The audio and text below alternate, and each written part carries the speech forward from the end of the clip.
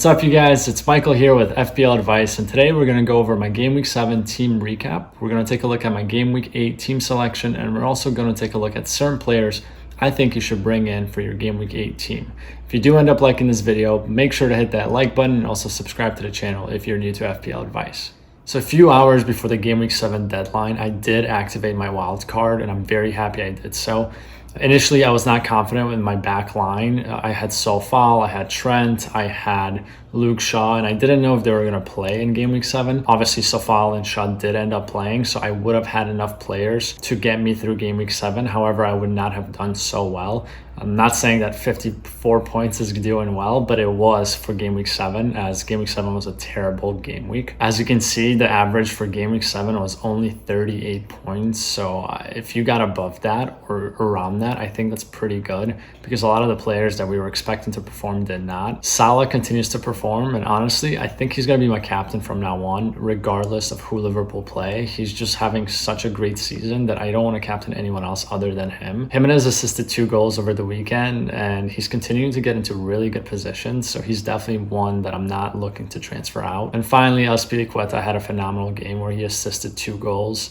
I've been saying all along, he's the most reliable and best Chelsea defender at the moment, so I'm very happy I went with him for Game Week 7 in my wild card. Outside of those players, as you can see, every single player did quite poorly. It was one of those weeks where you either captain Salah or it was very difficult for you to get more than 50 points. Let me know in the comments how your Game Week 7 went. Did you captain Salah? Did you end up wild carding? Or did you simply have the worst game week so far this year? I'm really curious to see how you guys are doing. For Game Week 8, we start the team selection with Ramsdale in goal. He's conceded 1 goal in the last 4 games he's played in. He has the highest save percentage so far in the Premier League outside of Kepa Arrizabalaga. However, Kepa has saved 2 shots he's faced on target, making it 100% save percentage so far this year. So obviously that's not a good comparison. Outside of that, out of any other goalkeeper, Ramsdale does have the highest save percentage so far this year. So obviously I do think he's the best goalkeeper heading into Game Week 8. In defense, we start off with a City double up. I went with Cancelo and Diaz because for the next 3 games, I do think that those are the easiest fixtures in the Premier League for Game Week 8, 9, and 10. And I do think that Cancelo and Diaz can not only get me clean sheets, but potentially some attacking returns in these next 3 games. So I definitely wanted to go with them because not only are they the most nailed City players, I feel confident that they can get me clean sheets and hopefully some attacking returns. After Diaz and Cancelo, we go with Rudiger and Azpilicueta. I think if you have Rudiger and he's your only Chelsea defender, and Tuchel does confirm that he is out for the weekend, I would think about swapping him for Azpilicueta. Azpilicueta is nailed regardless whether he plays as right wing back or center back. He can still get you a lot of attacking returns and of course clean sheet potential. So if Rudiger is out for Game Week 8 and Tuchel does confirm that, I do think it makes sense for you to swap him for Aspi, especially if Rudiger is the only Chelsea defender that you have. In midfield, we start off with Rafinha, and I'm 99% sure that he's not going to feature in Game Week 8 because he's coming in so late from the international break. However, if he does play and if he does start, I obviously want him to feature when Leeds play Southampton. If he does not play, I will have either Smith Rowe or Livramento coming in for him. Hopefully, Bielsa confirms what the situation with Rafinha will be, whether he is 100% out. If that's the case, obviously he's going to be on my bench. I don't think you should transfer him out because his fixtures look so great even after Game Week 8. So I think you should keep him and make sure that you have someone on the bench to come in for him. Next, we have Mo Salah, who will be getting the captaincy band. Liverpool play Watford, who have just appointed Claudio Ranieri. His teams historically are known for highly organized playing style, defensive solidity, possession play, and the ability to score from quick counter attacks. I think captaining Salah is a little risky going into Game Week 8 because we don't really know how Watford are going to line up. But as I said before, I think Salah is honestly the best option for a captaincy pick, regardless of who they play, regardless of how Watford line up under the new manager.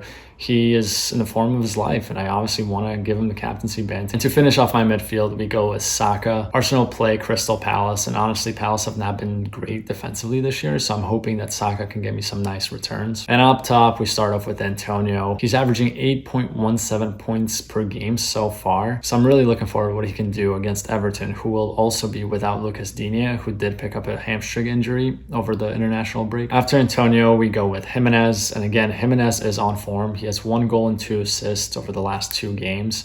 He's also nailed and he is on penalties, hence why I really like him. And I honestly like him more than Huang. I know a lot of people are jumping on him because he's probably the best budget option when it comes to forwards. To me, the extra 2 million is worth knowing that he's on penalties and that he will play 90 minutes every single week, where Huang, he is a phenomenal budget option, but we don't really know whether he's going to be rotated, whether he's going to be playing 90 minutes or 60 minutes.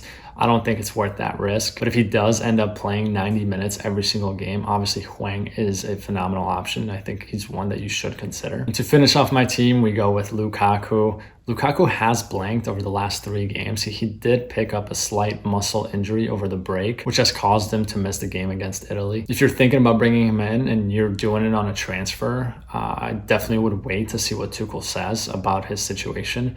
But if you are wildcarding Game Week 8, I definitely think you should bring him in and have him in your wildcard team, because even if he does not feature in Game Week 8, we know he's going to be featuring Game Week 9 and onwards. On the bench, as you can see, we have Smith Rowe as my first choice. Then we have Livramento against Leeds, Sarr against Liverpool. I've kept Foster in my wildcard because he's obviously the best 4 million option. I am curious to see whether he will start or not with the new manager. Bachmann is fit and available, so it'll be interesting who Ranieri does end up starting. I will most likely roll my transfer into Game Week 9 because I do have good players on the bench, and if Rudiger, Lukaku, and Rafinha don't end up playing, I have 3 great players coming in. And as for the Game Week 8 watch list, I think the 3 defenders who I think are absolutely crucial for a Game Week 8 wildcard, or just simply defenders I think you should bring in, are Cancelo, Azpilicueta, and also Trent. Club did confirm that Trent will most likely feature this weekend, so obviously I will be without him, unfortunately, but I think you should definitely bring him into your team if you can, or keep him if you already have him. These 3 players will get you more points than any 5 to 7 million midfielder, so I definitely think that all 3 of them are worth the investment. As for midfielders and forwards, I wanted to highlight a couple players who have had outstanding statistics so far this year and have really good fixtures coming up. As you can see, Grealish has created more than double chances than Son and has had 40 touches in the penalty box. If I was going for a City player and didn't have the funds to afford KDB, I would definitely go for Grealish. I know many of you are thinking about going with Foden, but there's not enough data to kind of compare the two since Foden has only played a few games so far this year. So if I was going for a City midfielder, I would go for Grealish, as he has started every single game so far this year. Son is another player I think many people are overlooking, as his ownership is only 13.3%. He's averaging 7 points per game, which is one of the highest this year.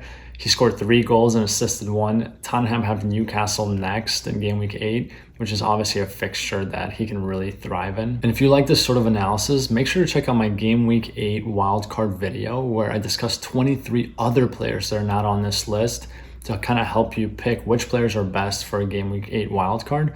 And I think it can also help you just simply decide which player is best for the position that you want to transfer a player in. That's all I have for you today. Thank you so much for watching. And again, if you wouldn't mind, please like this video and subscribe to the channel, especially if you're new to FPL Advice. Let me know in the comments what your plan is for Game Week 8. And if you have wildcarded in Game Week 8, make sure to check out my last video. I really think it can help you out. Again, thank you, and until next time.